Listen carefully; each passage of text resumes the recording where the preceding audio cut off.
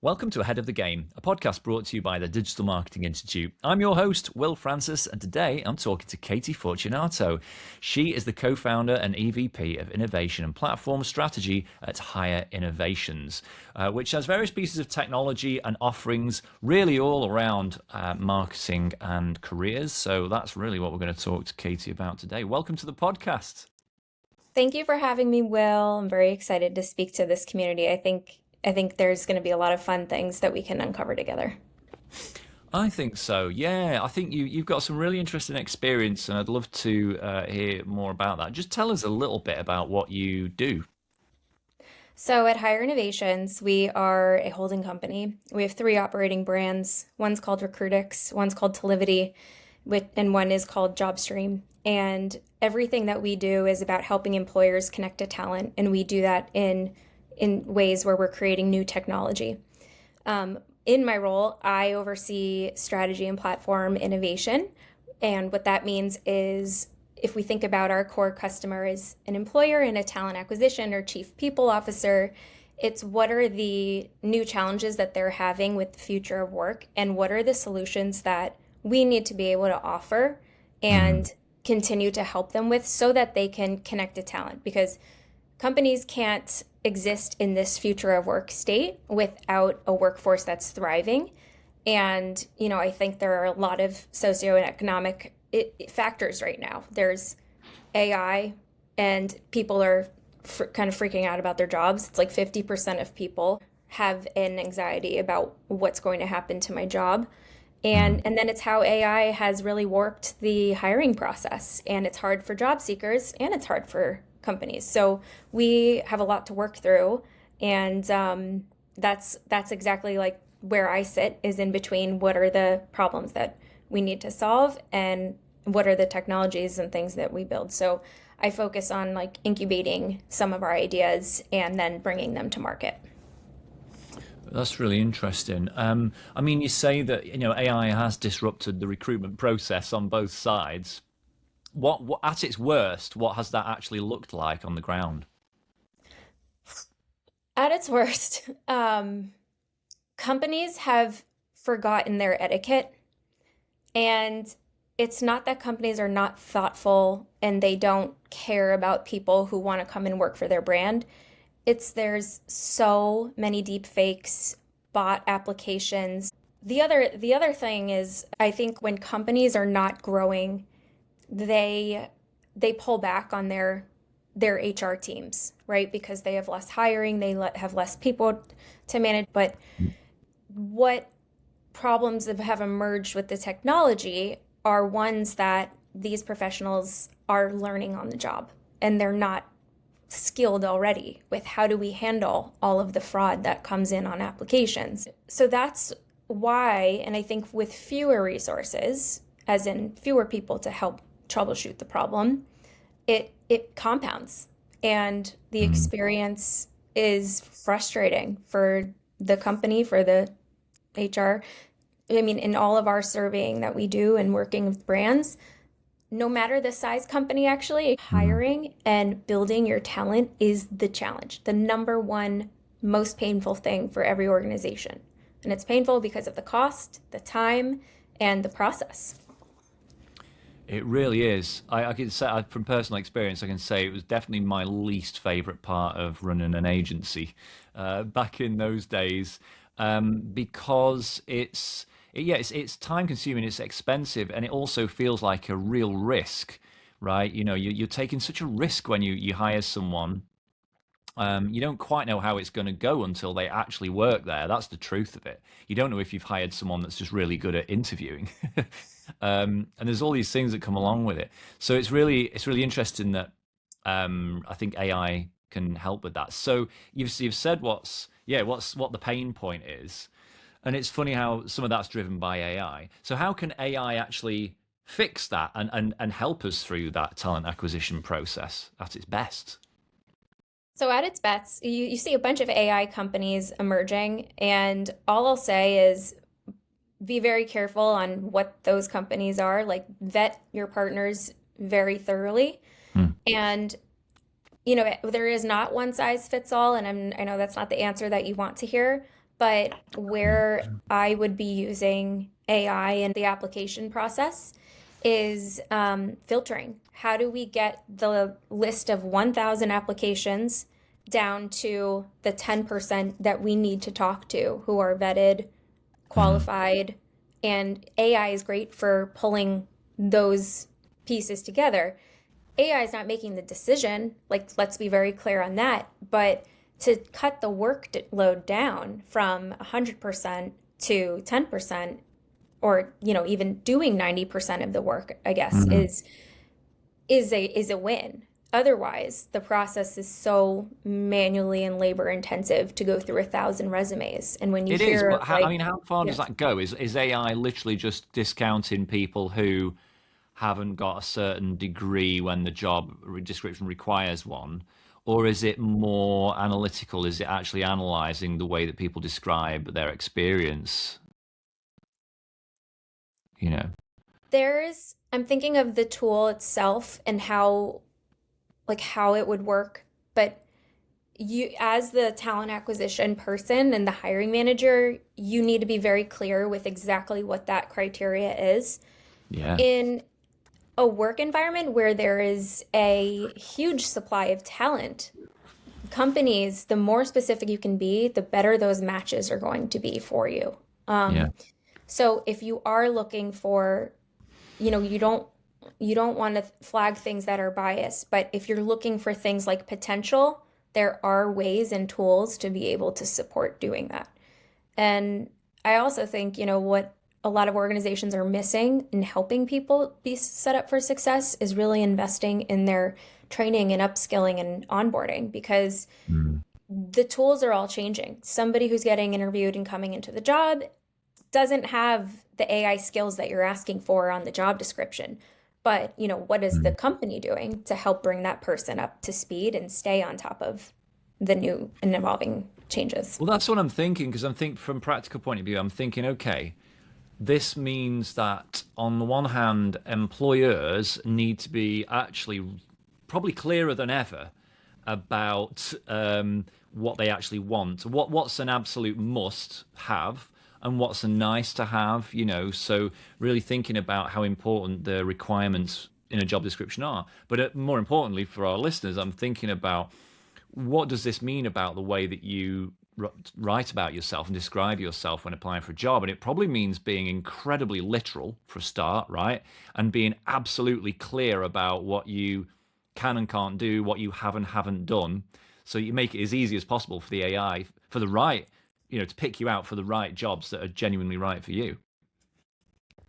Absolutely. I'm smirking because I've had this discussion with the CMO of Kaiser Permanente, which is one of the largest healthcare systems in the United Yeah. States. And we had this little debate of, well, what you're describing, Will, is in the hiring industry, it's called employer brand. So Mm. I love talking to brand marketers about employer brand, because some of them who know about it are doing exactly what you're saying. They're aligning, what's on the material, what are the things that we are communicating to be able to like attract the right qualified people in return. But Mm. it really, so anyways, sorry, Christy at Kaiser Permanente, she said, I was just having this debate with our chief people officer. Who owns employer brand? Is it marketing or is it HR? Mm. And I think the answer is it's not an either or, it's a both. I think one role, my dream role, would be a chief work officer, and it's somebody who is looking out for the brand and the people side and the systems, IT, and technology, because all three of these really need to work together. Um, and having a very clearly defined, like, what is your unique value proposition as the employer? This can also be a brand problem, if you will, but why marketers should get interested is because we're seeing such a crossover with consumers who are also job candidates. Yes. And what I mean by that is, like, you have a super fan, they buy every product that you're pushing out. Well, we should know, is that consumer applying to any of our jobs, whether we're hiring or not? And looking to your consumer for the talent pool is also a wonderful way to have like a natural, like cultural match.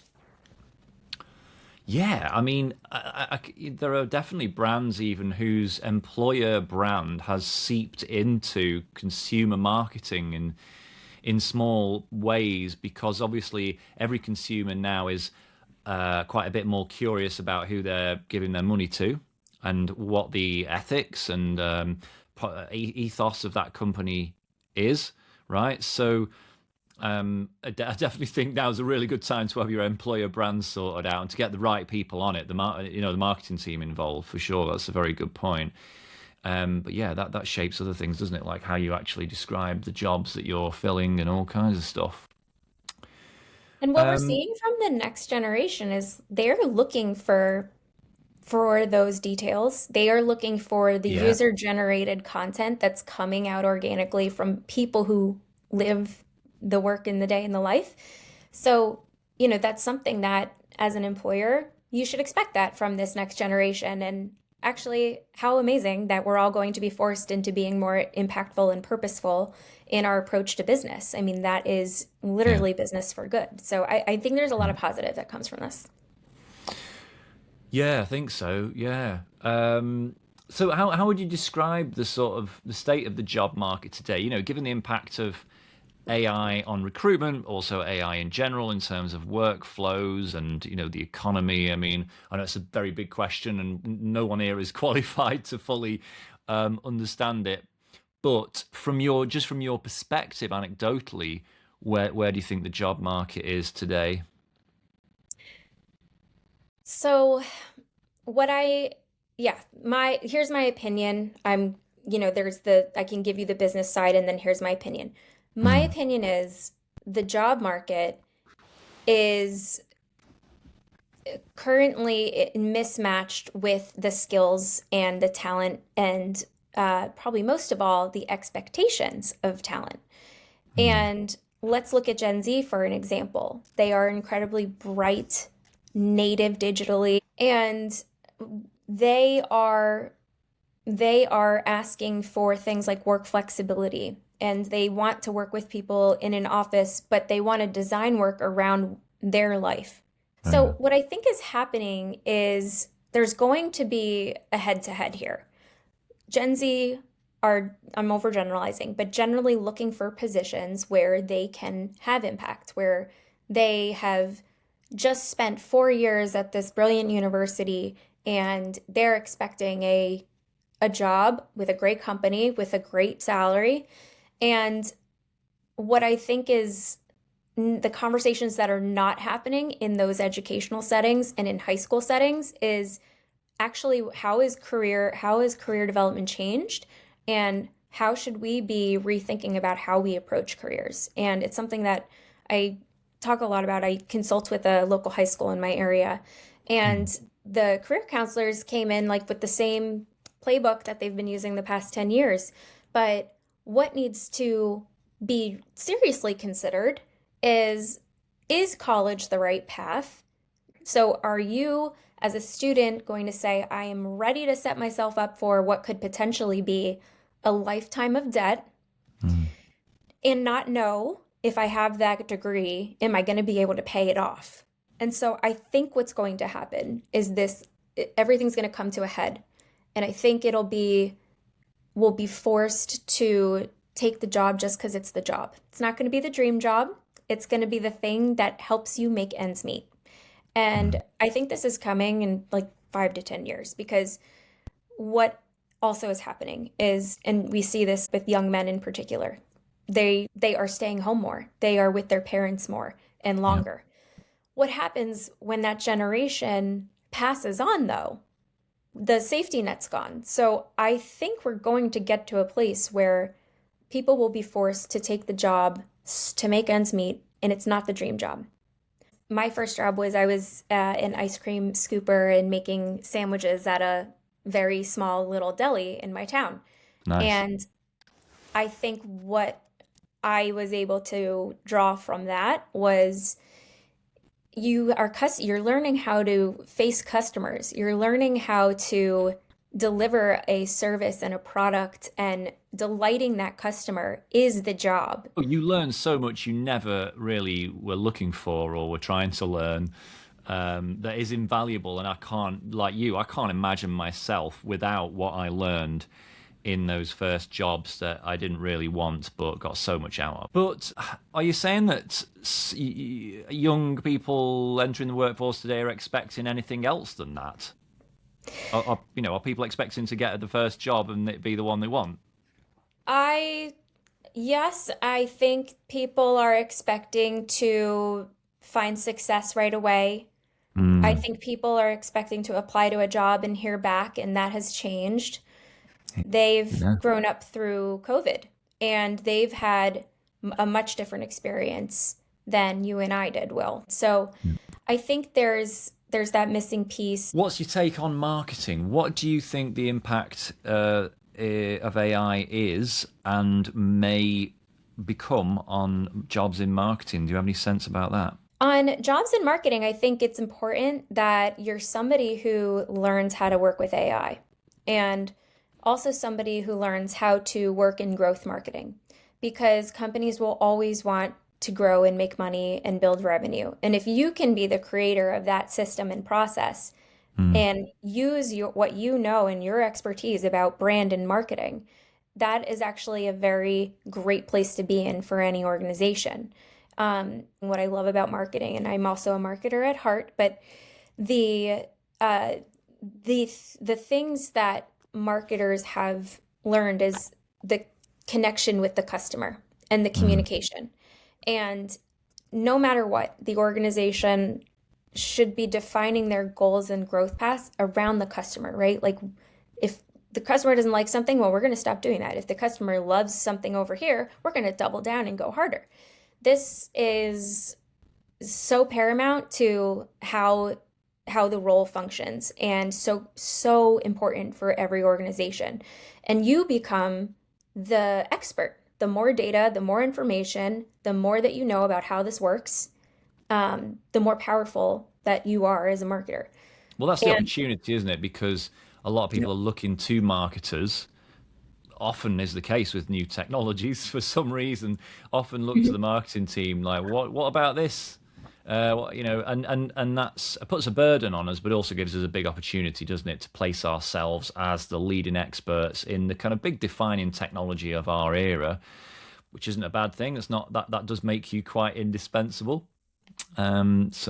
I think it's worth taking up. So, do you do marketing for the products under Higher Innovations? we do. So in You one of personally, I our, mean. do I personally? Yeah, I would say Yeah. I do. I'm interested. So it's basically it's SaaS marketing, would you It's, say? well, we have SaaS and we have a direct to consumer marketing as well. And that's the one that I've been really pulling on the threads lately and trying to learn some of the more modern, what's going to make a successful marketing campaign for Well, our that's what I want business. to ask you. I'm curious Yeah. about those types of products, these platforms. What does work today? What are you finding is gaining traction? What are you finding is not? Sure. Well, if you're a brand who hasn't been talking about the creator economy, you're behind. And so this has been a huge focus of mine for the past year. And also Mm, previously in my career, I worked in media. I worked for the Wall Street Journal and helped got their mm, affiliate marketing business started.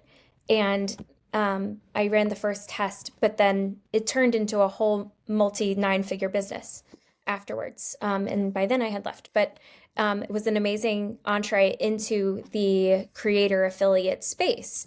yeah, And so bringing this concept at our companies of what does the creator economy mean for the brand, for the employer brand more specifically, but this works for brand too. And it's how do we use our employees as our influencers and how do we yeah. get them talking and creating their own content that's real content and putting that out into the world. And the what we're expecting as the result is more people understanding what the brand represents, why somebody would come and work here, why they would buy our products, why they would, so, and with that comes all the negative as well. So I look at things in the creator economy, and we built a platform that is called JobStream.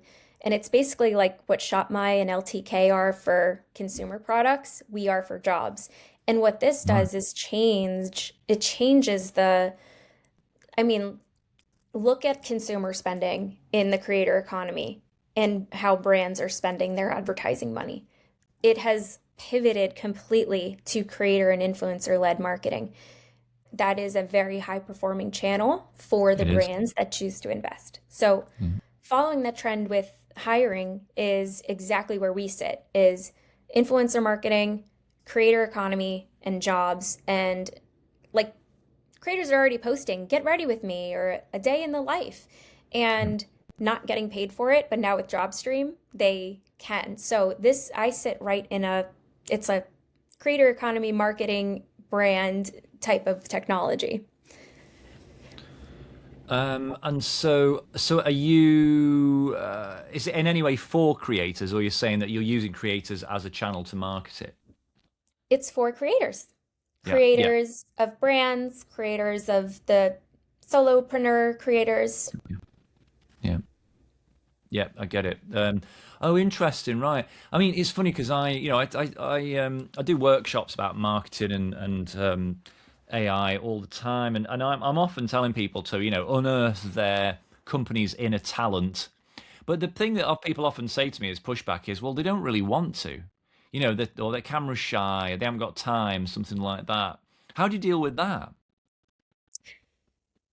Two things. Back to employer brand. It comes down to like why are people saying that they don't want to? And Yeah. there are tons of things employers can do. They can improve their benefits, improve their culture. They can incentivize around it. And why shouldn't they? Because they're paying so much money out into the ether of paid marketing, hoping for, you know, strangers to come in. But yeah, if you can create that internal army of brand ambassadors, then you win. Like Yeah. that's it. What we do at JobStream, we build that for companies. We help them and we look at it and say, here's the plan for your employees, Got and you. here's how we're going to turn them all into influencers, essentially. Got you. Yeah, I get that. And it's interesting, isn't it? Because when people talk about creators and influencers, we sort of imagine consumer brands on Instagram and TikTok. But so much more of it happens in, well, everywhere now, including LinkedIn, right? And including for B2B products. And it's so much more diverse as a channel. Are you seeing that as well? We're seeing that as well, and that's what gave us the idea to go and build into this segment. But Nice. you're exactly right. It's a new category. It doesn't exist, and through JobStream now, like we're connecting the brand directly with the creator. That's the same thing in the consumer side. So Yeah. now we're just saying, all right, well, these are monetizable job links, and not only that, more hires are from referrals, meaning I know this person, I recommended them to the role. It's about 65% of all hires at organizations. Mm. So when you think about the networks that creators have built, they're super connectors to all the same people. And I'm thinking of one of our creators she's a nurse and she's got a newsletter of 100,000 nurses who are Wow. buying new courses, making sure their certifications are up to date. And then after that, you know what they do? They look for a job. So she's got this Mm. network of the people that the hospitals want to hire. And that's why we're focused on this is because when you do post a job on LinkedIn, you pay a lot of money. It gets promoted, it's advertised, and you say what criteria you want, but there are no filters on the inbound. So Hmm. you just paid $500 for 200 people who you would never hire for this role because they're not even in the same category of Wow. industry or job. So that's what's happening. LinkedIn is also really good they keep the whole experience on the platform and Yeah. they make it really hard for the brand to take that candidate experience away from LinkedIn. And that is a Yeah. problem. Yeah. Great for LinkedIn, bad for the brand. Yeah, absolutely. I mean, look, that's their product, and it's a walled garden, and like all walled gardens, it's not always what you want. Oh, that's really interesting. That is fascinating. So I suppose with all I'm thinking about all this again from the point of view of the applicant, from our listeners. Just what impact do you think this is having? Well, everything we've talked about, I mean, the good and the bad, on applicants. Let's start with junior people. The people entry level, people going for those entry level jobs. Because one thing that people often complain to me about is, well, everywhere's asking for experience, but I'm trying to get my first job to get experience. I mean, those resumes don't stand a chance with any kind of filtering process. What would you say to someone at entry level, let's say in marketing, trying to get an entry level job? Trying to get an entry level job is it is challenging, and I think the process has to change. What is true is, look at a job listing, look at the companies, understand the market, understand what can you earn for this social media marketing job or this digital marketing job or this brand experience job. Understand the market, understand the companies and the players, and look to your personal network and say, who do I know who does marketing anywhere? And just ask them to go to coffee. And if you spend 70% of your job search doing just that, you will find a job. You use the Mm, job description for information. And if you're worried, is this a fake job? Is this a real posting? Well, one, come to JobStream because we only work with real jobs and real companies and real postings. But the best way to figure that out and weed it out for yourself, go to the employer's website on their career page. yeah. And I say, if you're someone in marketing, create your own target list and just go after that. You mean be really focused? I want to work for this 10 or 20 companies or something like that. Absolutely. And then you've got an account-based marketing plan for your own Yeah. career. And that is the work, right? Like, go network. If you can't find a job and you don't have experience, I always say to people, volunteer and go to the library in your town. I bet they're offering some career support.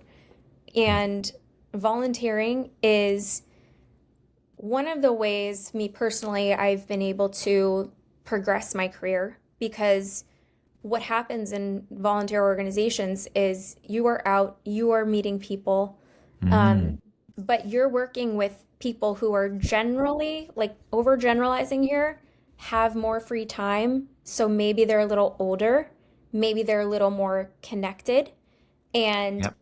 building those multi-generational relationships can really help your job search.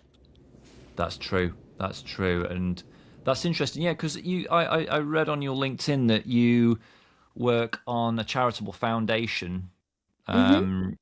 Um, so you find time to do that, and you obviously find it quite rewarding to give some of your time to something like that.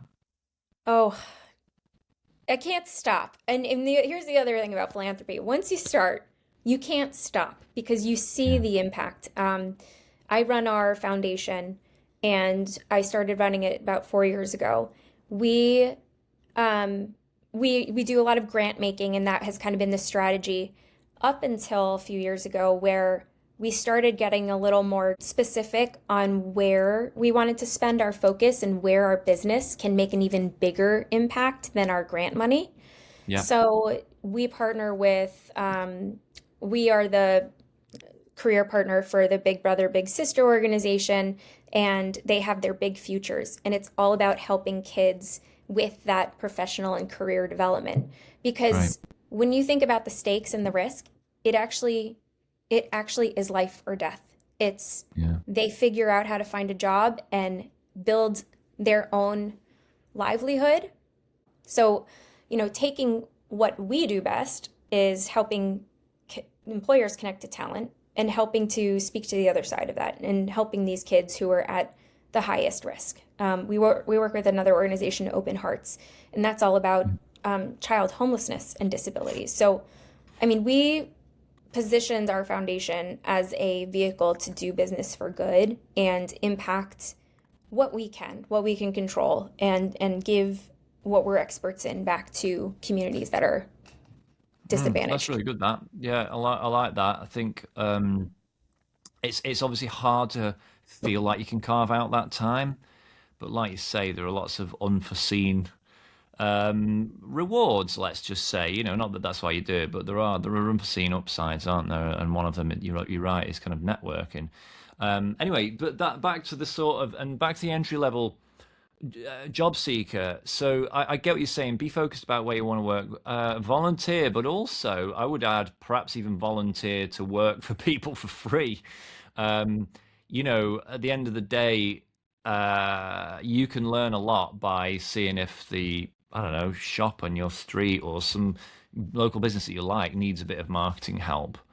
And I think yeah, the reality is you're not going to get an entry level $60,000 a year job with no experience. So you just go and pick up the experience by any means necessary, I suppose.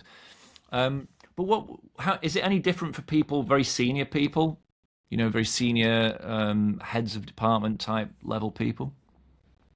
Where I see senior, or yeah, people who are further along in their career, they have a huge advantage if they're willing to roll up their sleeves, learn how to work with the new tools, learn how to work with Mm, AI.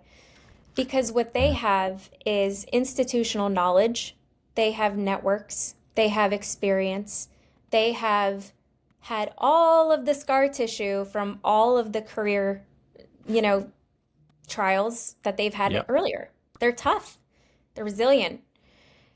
If you are one of those people, learn AI as fast as you can, and also yep. think about the people in your organization who you can bring with you, because ultimately, like, imagine the impact a team of 10 can have if everybody can have AI skills. You 10 times your productivity, you don't 10 times cut your, I mean, we're seeing a lot Yeah. of layoffs and cuts, but um, think about the power of multiplying. The other trend I've seen with Mm. later stage, and this surprised me with JobStream, is they're creating like consulting cohorts a little bit, and Mm. they know, and here's also the facts and the data around it is we've seen the number of LLCs and people signing up and establishing their LLC for consulting practices.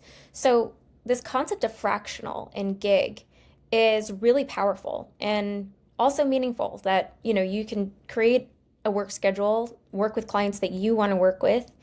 You're not on anybody's 9 to 5, and Mm. you're designing a system around your unique value proposition. What I've noticed is the senior, more experienced people, they can pull in other fractional experts who they have met along the way, True. and they Yeah. have totally like disrupted the hiring process. They don't need to vet the person, they don't need to interview Yeah. them, they don't need to check their references. They know them and they know they're going to do the job. So I think that it's going to be really interesting to see what happens with boomers and the upcoming generations. They have a lot of power. I just feel again, it might be my age. I'm in my mid 40s.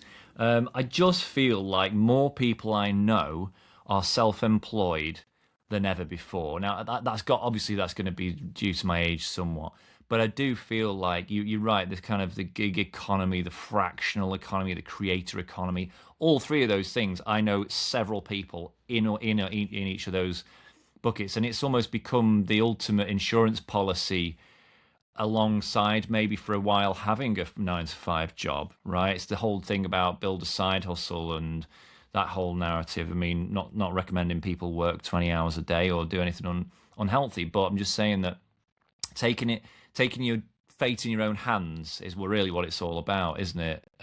Today more than ever, it seems. I think it's survival. And Yeah. if you are somebody who's considering that, look to Gen Z actually. They're very good at this. Mm. They're creating their own micro businesses across all the social media platforms and in these affiliate marketing programs. I mean, they're doing it really well. Um, Yeah. so yeah, I think what you're seeing, it's true, and the data supports that. I think so, yeah. And I think that's good. I think that's resilience, and like you you've talked about, your products have been built to some extent and are managed by AI. You can do a lot with less these days. Not a huge amount less, but some less. So what I'm saying is, a one person like myself, I don't employ anyone. I use AI a lot, and I essentially run a business, and I have complete control over that and autonomy, and I really I prize that. I'm very lucky, but see more people definitely doing that, and I do think AI is helping because it's helping people fill in some of the gaps, right? I'm not saying use AI as your lawyer and your accountant and everything else all the time, but for the odd gap in my knowledge or my ability to do some admin or something tedious, then I can automate that or point AI at it, right? Absolutely. Right. And what about the team there? Because I've noticed as well in Silicon Valley in general, funnily enough, like 5 years ago, the big flex used to be how many people you'd hired. And now Hmm. the big flex is how few people you've hired. Hmm. Um, you know, um, I think it seems that way. So how do you The run your greatest business? marketing. Wait, I was just going to ask if you think that when you see all these public companies and they lay off thousands of people and they say, okay, it's AI, um, is it? Like, is it? Because, No, I mean not no true. That's not often that's a previous strategic decision that didn't go well, and they're closing a department, and they can blame AI or something like that.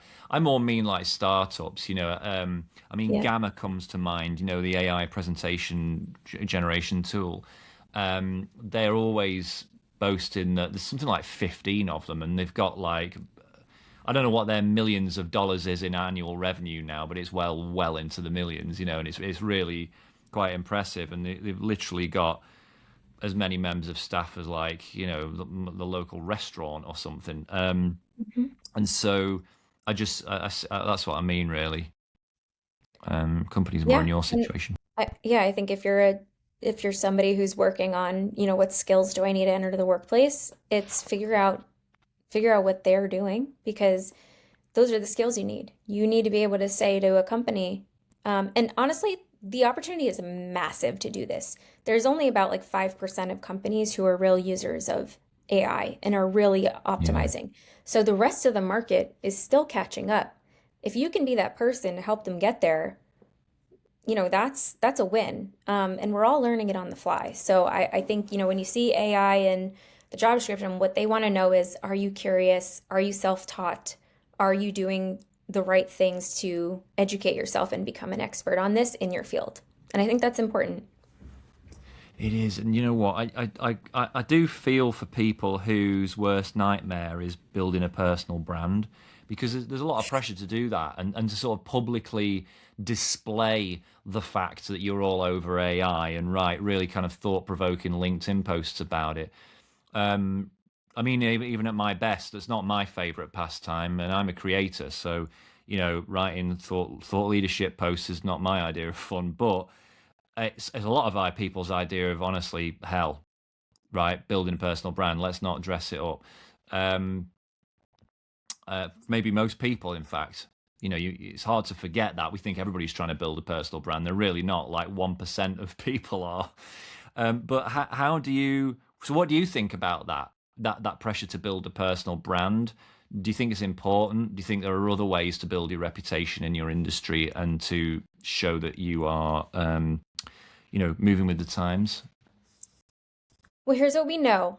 We know that every employer, the first thing they do when they get an applicant on their desk, they go and they look at their social media, whether it's LinkedIn, whether it's Mm, Instagram, whether it's TikTok, and those are the first things. Those are visual cues. So yeah. if you want to get ahead, and here is some of the like more impressive things that I've seen applicants do. They create their own web page, and it's basically like a portfolio of their best work and the best Yes. companies, and it's visual. No Yeah. text, no reading. You see exactly where this person worked because they have this logo and this picture of them here. You can click and download this PowerPoint presentation that they had made. You can go and check out the social media channels that they manage for their brand. It's a, Yeah. it's I have a mentor who is like, how do we get the resumes not to be two-dimensional? Like, how do we get it three-dimensional? But that's the closest thing. You want to be memorable. That would be memorable because not many people are doing it. The other thing is show up in person Yeah. and go to the networking events and Yeah. go up to the speaker, sit in the Yeah. front row, ask the question. You're forcing a connection. And they're going to remember that because you know what? Everyone else is sitting at home. It's true that, and fortunately, we live in a world where you can create that website by vibe coding it. You know, you could use one of the vibe coding tools like Bolt, Lovable, something like that, and get a gorgeous website spun up in a weekend afternoon or something, right? So I think that's a really good idea. That cool. I think I've kept you long enough. I really appreciate your time. So what are your top bullet point tips for someone, a junior marketer looking to get their next job? If you're a junior marketer looking to get your next job, here are the couple things I'd recommend you do. You self-teach yourself all of the latest on all the social media platforms, and the algorithms are changing every day. So there's a lot to learn and keep up with, and you'd be solving a huge problem for any brand who is also having to keep up with that. Second is learn about AI and how to use that in marketing. What are the systems that you can create for yourself as somebody who's trying to go and be a professional hired to do this job? What are the systems you're creating to make your job easier and work smarter, not harder? Um, the third thing is network. It's so there's so many opportunities to do it, and in person is back, and show up, shake the hand, do the bold thing, force yourself to the front and center. Someone told me that once. Mhm. And ask the questions to the speakers and use the networking time. And I feel socially awkward. I think honestly, like everybody feels socially awkward. That's the point. But we all know that. We're all there, socially awkward, there to connect, to find something, to meet, to have a spark. Just do it. That's really good. That's great advice, actually. Very well, very succinctly and nicely put. Look, Katie, thank you so much. I really appreciate your time. Just tell people where they can find and connect with you online. Connect with me online. I'm on LinkedIn, Katie Clark Fortunato. Also, if you are looking for some independent or side hustle or extra income, apply to become a job stream creator. Cool. Yeah, I'm sure there's quite a few of us will do that. I'll check it Mhm. out. Katie, thanks again. I hope to speak to you again sometime soon. All right, Cheers. Will, really enjoyed this. Thank you. Thank you And so me. much for having me.